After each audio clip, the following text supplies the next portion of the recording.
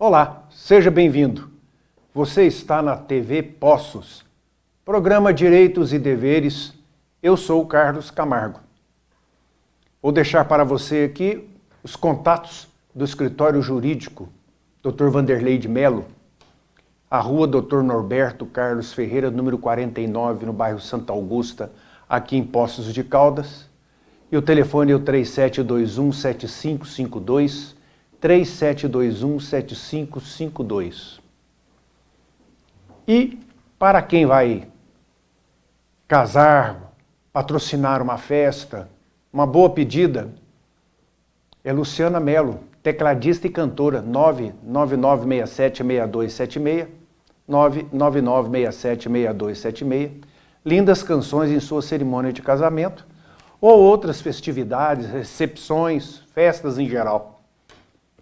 Nosso WhatsApp para o telespectador, nosso contato direto, é o 98451-3033. Mande sua mensagem, sua sugestão, sua crítica, fica à vontade.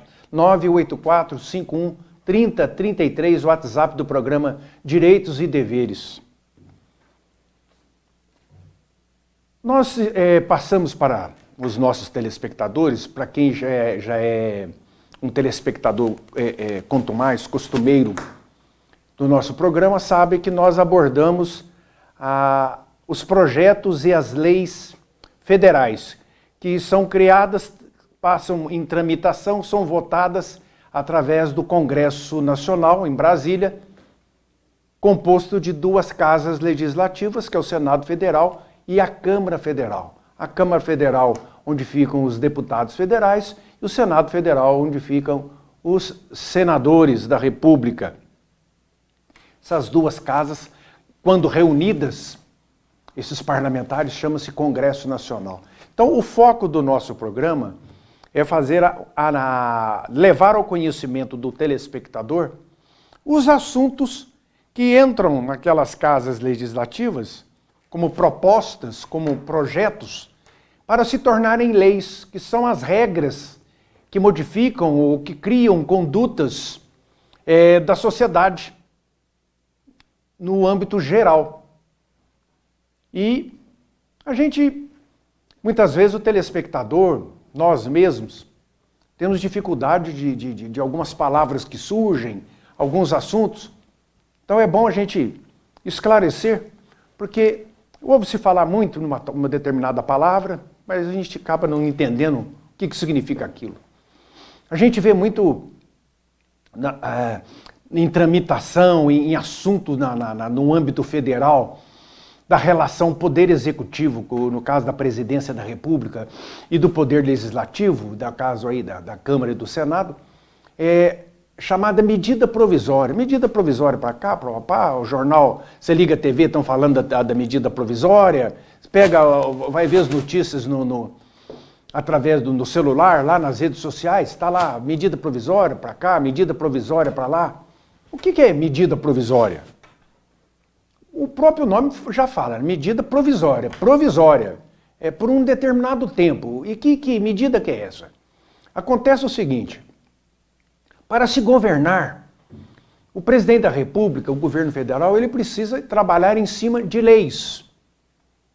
E uma lei que ainda não foi criada, eu sempre explico aqui, ela demanda um tempo para nascer, crescer e ser aprovada nas casas legislativas federais, na Câmara Federal e no Senado.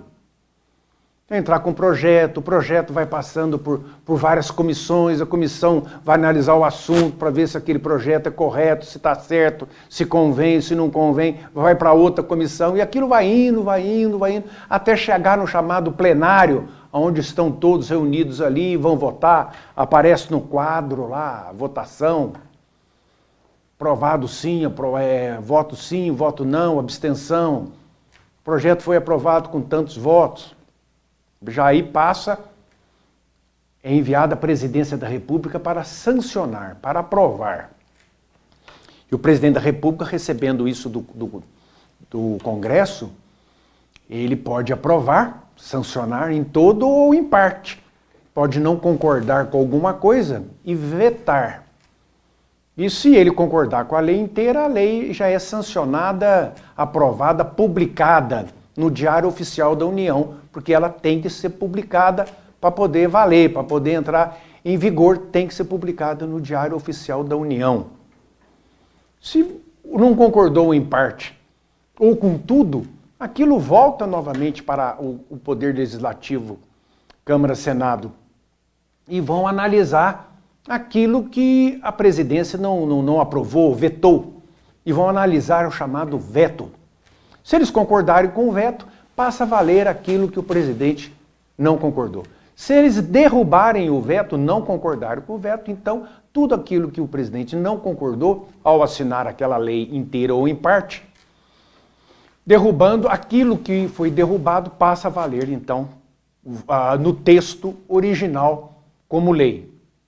Então é um vai e vem de lida democrática que tem sentido, porque quando um presidente da República, ao sancionar, assinar, aprovar uma determinada lei, ele tem, através da sua assessoria, pareceres da assessoria. Olha, isso aí não dá para aprovar, porque não tem dinheiro para pagar isso aí não está de acordo com a Constituição, isso aí vai onerar demais o país, que precisa de verba para fazer outras coisas, isso, aquilo outro. Então ele vai e não concorda com um determinado assunto da lei. E isso volta novamente para ser apreciado pela casa que criou a Casa Legislativa. E ela concordando, não, de fato, o presidente está certo, então passa a valer o que o presidente vetou. E se ela não concordar, passa a valer o que a Casa Legislativa publicou, mandou. Então, o veto é derrubado. Então, não serve para nada aquilo que o presidente não quis concordar. Vai com ele concordando ou não concordando.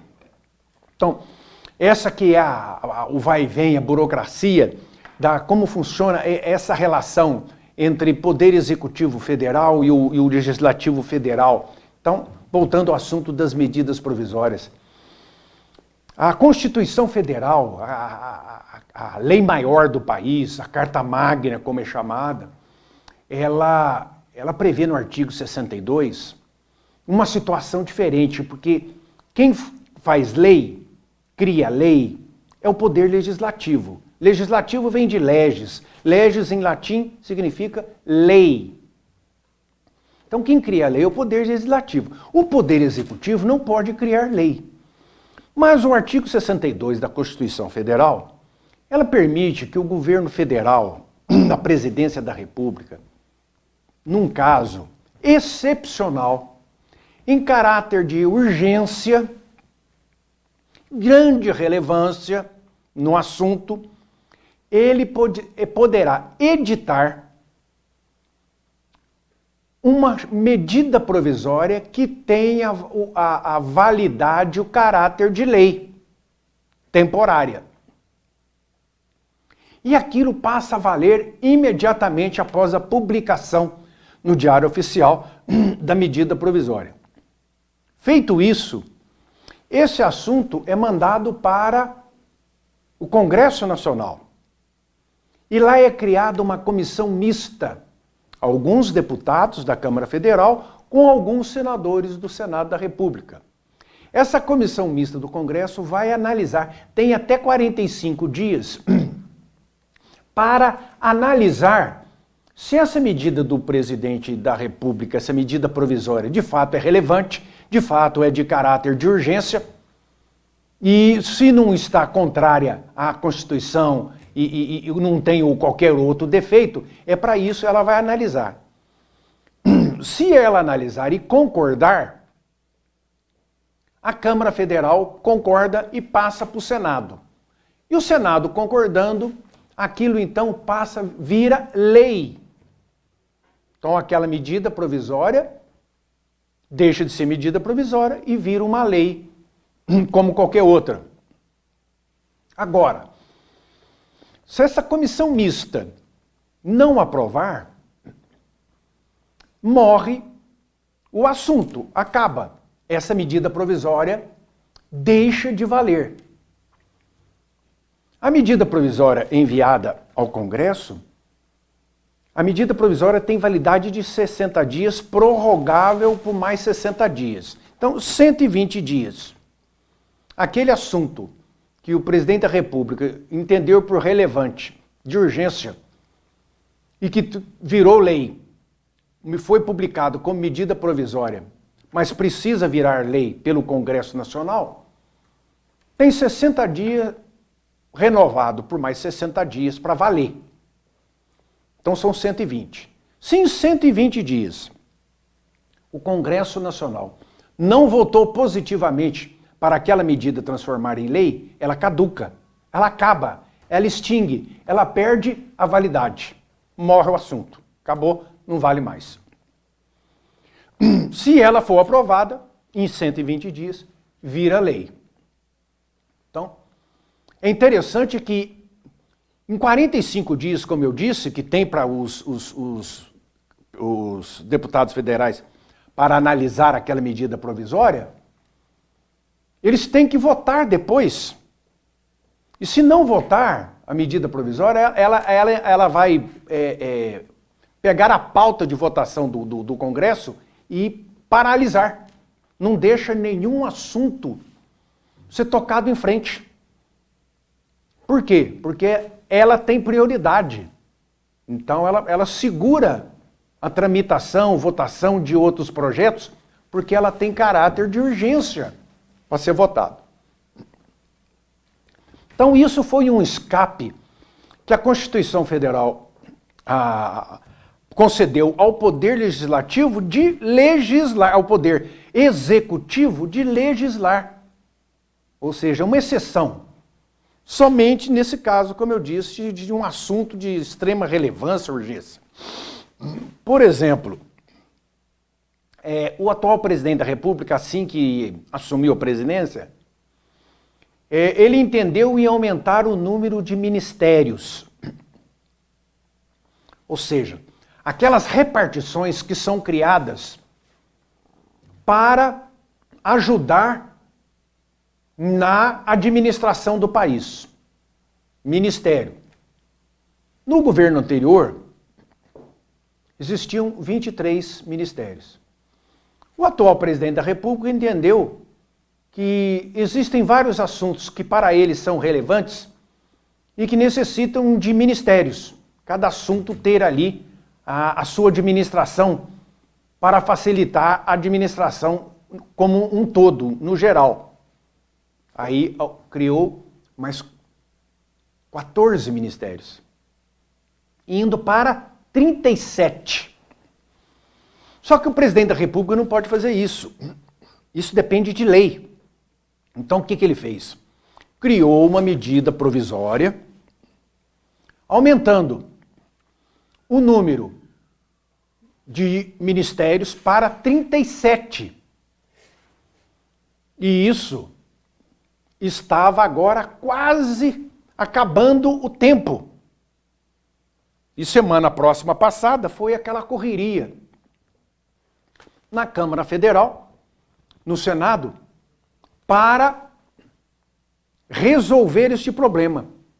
Porque se não deixasse passar o prazo de 120 dias, cairia os 37 ministérios propostos pela atual presidência da República e voltaria aos 23 anterior. Então foi aquela correria e muita articulação, muita conversa política do governo com senadores e deputados.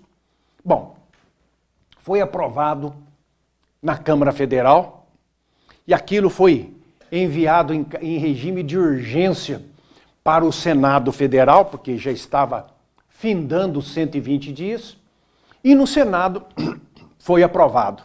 Então, a medida provisória, que aumentava o número de ministérios de 23 para 37, foi aprovada e está valendo. Então, agora ela deixou de ser uma medida provisória e passa a ser uma lei que aprovou esse ministério. O Senado aprovou na quinta-feira, dia 1º de junho, o último dia da vigência, como eu disse, da medida provisória, A medida provisória tinha o número de 1154 de barra 2023, que reestrutura os ministérios do Poder Executivo. A matéria havia sido votada na Câmara Federal horas antes, na noite de quarta-feira, dia 31. Como eu disse, foi uma correria. O texto foi aprovado lá no Senado por 51 votos a favor, 19 contra e uma abstenção. Então, essa medida provisória que agora virou lei, mantém as 37 pastas, ministérios, criados pelo presidente na proposição original. Mas eles alteraram algumas atribuições de um ministério, de outro, que no caso aqui não é relevante a gente ficar comentando por hora.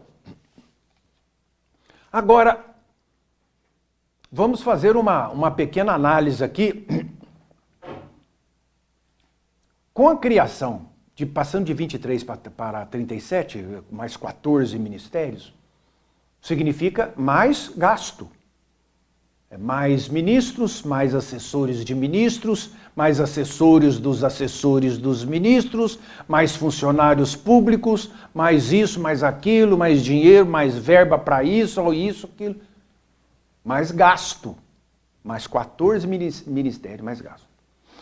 A pergunta: seria mesmo necessário isso num país que precisa enxugar a máquina, fazer o dever de casa no sentido de segurar os gastos, gastar menos, e as coisas viraram gastar mais, cria mais ministério, cria mais cargo, cria mais local de colocar pessoas trabalhando, que todo mundo recebe, mais verba, mais gasolina, mais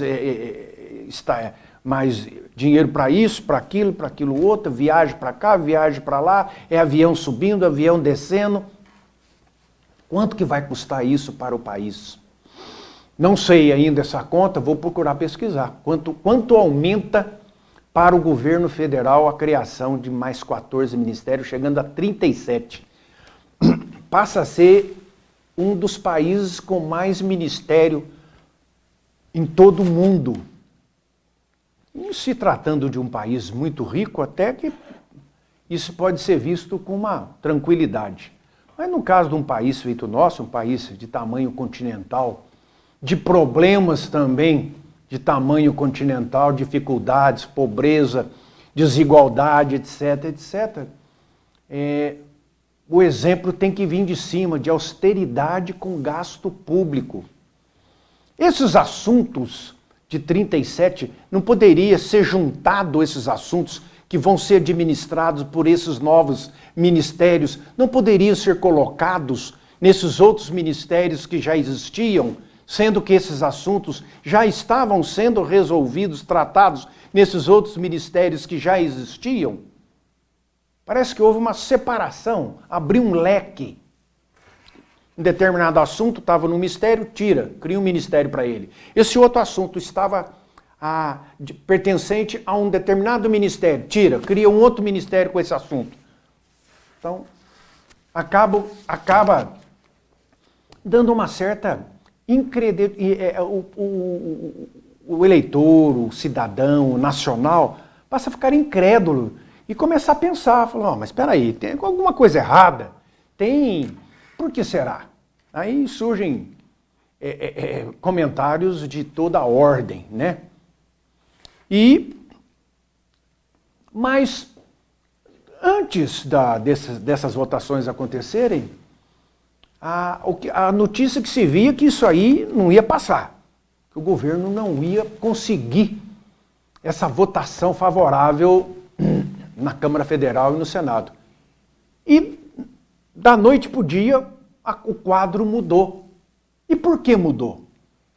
Por que a maioria se posicionava contra, a maioria dos políticos, dos senadores e deputados, se posicionavam contra a aprovação dessa medida provisória, e aí até um dia antes, e no outro dia da votação, a coisa mudou.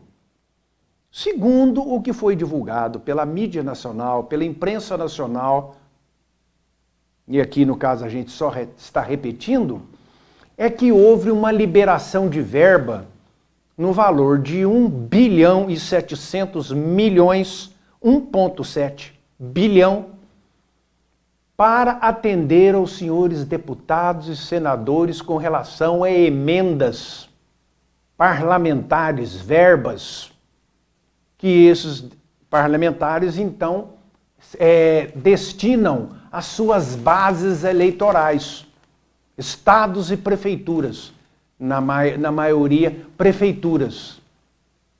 Então, com isso, vem à tona novamente aquela velha frase política: toma lá, dá cá. Toma lá, dá cá. Já que a gente volta.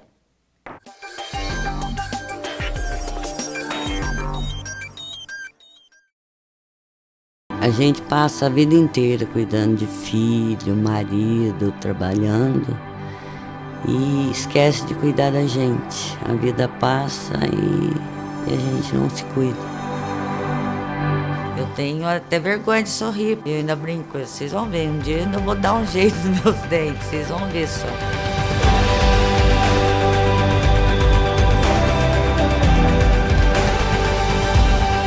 Eu sinto como se tivesse nascido de novo. Eu ganhei uma nova chance de ser feliz.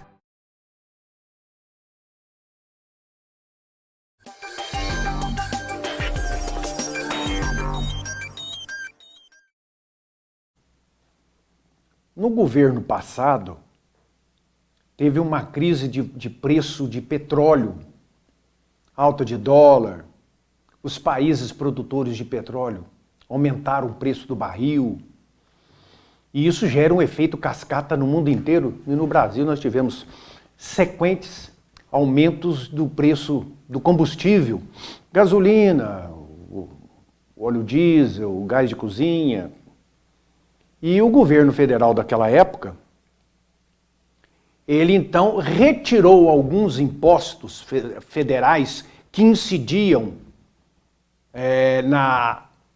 no combustível para baratear. E também a maioria dos governadores retiraram ou diminuíram o imposto de circulação, que é o chamado ICMS. O federal tirou os impostos do PIS e COFINS e os estaduais baixaram ou retiraram o ICMS. Bom, o preço baixou. Agora o que aconteceu? Está retornando, como agora a partir de 1º de junho já começou a valer, e a partir do dia 1º de julho vai ter mais outro. Então nós vamos ter um aumento de combustíveis a partir de 1º de junho e um outro aumento a partir do 1º de julho. Em relação que o governo federal atual mandou retornar os impostos que o outro anterior havia retirado. Volta a valer. PIS, COFINS. E foi aprovado pelo Congresso Nacional uma alíquota de ICMS para o combustível em todo o Brasil, porque cada estado cobrava uma alíquota diferente. Era 18, 19, 20. Minas Gerais chegou a cobrar 31%. 30 em cada 100 reais que você abastecia de gasolina, por exemplo, em Minas Gerais, 31 reais era do estado. Era sócio do posto. E no governo passado, então, promoveu uma sensibilidade aos governadores que baixaram ou retiraram esse imposto. E, como eu disse, o combustível voltou a um preço acessível, o melhor que podia ser feito. E agora está voltando. Para não voltar 31%, 30%, 29%, então estabeleceu 17%. Então, o governo de Minas vai poder cobrar até 17% pelo litro do combustível. Álcool, gasolina, óleo diesel, gás de cozinha. Tanto do Rio Grande do Sul como lá no Rio Grande do Norte. Tanto lá em Rondônia como em Roraima, o Brasil inteiro ficou estabelecido 17%.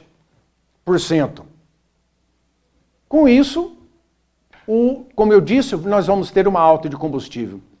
Já estamos tendo a partir do 1º de junho e a partir de 1º de julho. E com isso, a pequena redução que teve pela Petrobras foi uma alegria de pobre, durou pouco. Uma situação complicada também essa da Petrobras, a gente não sabe onde vai parar, né? Você já deve ter visto falar muito em negócio de paridade internacional, preço de combustível internacional. O que é isso? É o seguinte, o Brasil não é autossuficiente na produção de combustível.